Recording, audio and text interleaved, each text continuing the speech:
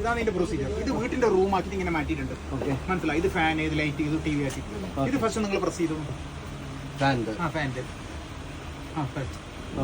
ഇപ്പൊ ഫാൻ ചാലു വന്നു. ഇത് ഫാൻ്റെ റെഗുലേറ്റർ മേലോട്ടതായിട്ട്. ഇപ്പുറത്തെ ലൈറ്റ് ഇതിങ്ങനെ മേലോട്ട് ഇങ്ങനെ ആക്കാം. പിന്നെ ഇതിൽ പ്രസ് ചെയ്ത് ഇത് കുറക്കാൻ കൂട്ടാൻ. ഇത് ലൈറ്റ്, ഫോക്കസ് ആക്കണം. പിന്നെ ഇത് അത് ടി വി ടിവിന്റെ ഇത് ഇത് ലൈറ്റ്. ഇങ്ങനെ ഈ സ്വിച്ചിനകത്ത് 16 സ്വിച്ച് വരെ കൺട്രോൾ ചെയ്യാൻ പറ്റും. 16. ഇത് പല വെറൈറ്റി ഉണ്ട്. ഇത് ഹൈ എൻഡ് മോഡലാണ്. ജ്വല്ലറിക്കും ഡയമണ്ട് ജ്വല്ലറിക്കും വെക്കുന്നത്. ഇത് കൈകൊണ്ട് ഒറ്റ വരച്ചേ. നിങ്ങളുടെ വീട്ടിലെ പുറത്തെ ലൈറ്റ് മെയിൻ ലൊക്കേഷനിൽ ഒന്ന് വെച്ചിട്ടുണ്ടെങ്കിൽ പിന്നെ ഇതിന്റെ ഗുണം എന്ന് വെച്ചാൽ നമുക്ക് വോയിസ് കൺട്രോൾ ചെയ്യാം, റിമോട്ടിൽ കൺട്രോൾ ചെയ്യാം, മൊബൈൽ കൺട്രോൾ. ഇപ്പൊ സാറ് നിങ്ങളുടെ വീട്ടിൽ ആരുമില്ല, നിങ്ങൾ ദുബായിലോ ബാംഗ്ലൂരോ ബോംബെയിലോ ഉണ്ട്, വീട്ടിലെ പുറത്തെ ലൈറ്റ് ആണെങ്കിൽ അങ്ങോട്ട് അവരെ വിളിക്കണം. അപ്പൊ അവർക്ക് ഭയങ്കര ഡിമാൻഡ് ആയിരിക്കും. ആവില്ലപ്പാ നമുക്ക് ആവില്ല. അപ്പോൾ അല്ലെങ്കിൽ ലൈറ്റ് ഓൺ ആക്കിയില്ലെങ്കിൽ വീട്ടിനകത്ത് ലൈറ്റ് ഓൺ ആക്കില്ല കള്ളം കയറും.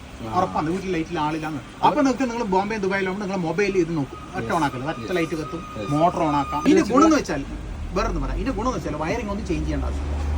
ഇത് ഇന്ത്യൻ സ്റ്റാൻഡേർഡ് വയറിംഗ് അനുസരിച്ച് ചെയ്താൽ അത്ര 100 വർഷത്തിലെ വീട്ടിൽ ഇത് ഫിക്സ് ചെയ്യാൻ പറ്റും. പുതിയ വീട് വേണമെന്നില്ല. അപ്പൊ നമ്മളിപ്പോ കൺസീൽഡിൽ വെച്ചിട്ടുള്ള സാധാരണ മെറ്റൽ ബോക്സ് അല്ല, പ്ലാസ്റ്റിക് സ്വിച്ച് വെക്കുന്നില്ലേ, അതിന് വരി ഇത് വെക്കല്. ഈ സ്വിച്ച് ബോർഡ് ബാക്ക് സ്പേസ് എത്ര കാണാൻ പറ്റും? സാധനങ്ങളുടെ ബോക്സിന് 30 ഡിസ്റ്റൻസ് ഉണ്ട് ബാക്ക് ബാക്കിൽ ചെറിയ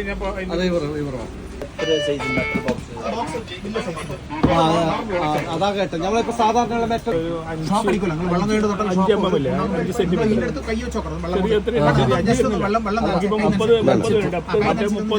നമ്മുടെ സംഭവം. കൈ നെലിഞ്ഞിട്ടുണ്ട്.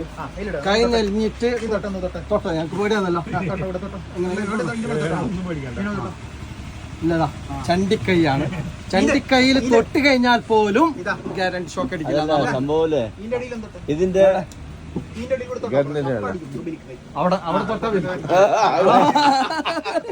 പഠിക്ക് വേണ്ട. അതല്ല ഇപ്പൊ ഫുള്ള് ചണ്ടിയാ. അല്ല ചണ്ടിയാ. അംസാനെ കൊണ്ട് തോടിക്ക. അംസാനെ കൊണ്ട് അംസാ തൊട്ട അംസാ.